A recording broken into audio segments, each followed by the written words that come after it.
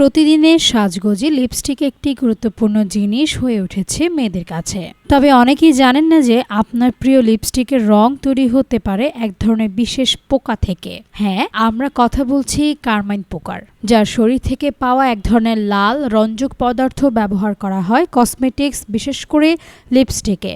Carmine রঞ্জক অত্যন্ত টেকসই, গাঢ় এবং প্রাকৃতিক হওয়ায় এটি অনেক নামী ব্র্যান্ডের লিপস্টিকে ব্যবহার করা হয়। বিশেষ করে যেসব ব্র্যান্ড নন সিনথেটিক বা প্রাকৃতিক উপাদান ভিত্তিক দাবি করে, সেখানে কারমাইন একটি গুরুত্বপূর্ণ উপাদান। কারমাইন পোকা মূলত মেক্সিকো ও দক্ষিণ আমেরিকায় পাওয়া যায়। এই পোকাগুলো ক্যাকটাস গাছে বসবাস করে এবং এদের শরীর থেকে সংগ্রহ করা হয় একটি প্রাকৃতিক রঞ্জক পদার্থ, যাকে বলা হয় কারমাইন বা কোচিনিল।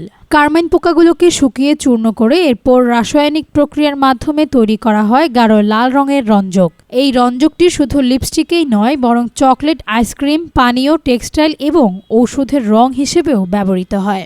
লিপস্টিক বা অন্যান্য কসমেটিক পণ্য ব্যবহারের আগে তাদের উপাদান সম্পর্কে সচেতন হওয়া জরুরি। কারমাইন পোকা থেকে তৈরি রঞ্জক দেখতে আকর্ষণীয় হলেও এটি ব্যবহারের পেছনে আছে প্রাণীর জীবন এবং কিছু নৈতিক ও ধর্মীয় দিক। তাই পরবর্তীবার আপনি লিপস্টিক কিনতে গেলে একবার উপাদান তালিকা দেখে নিন।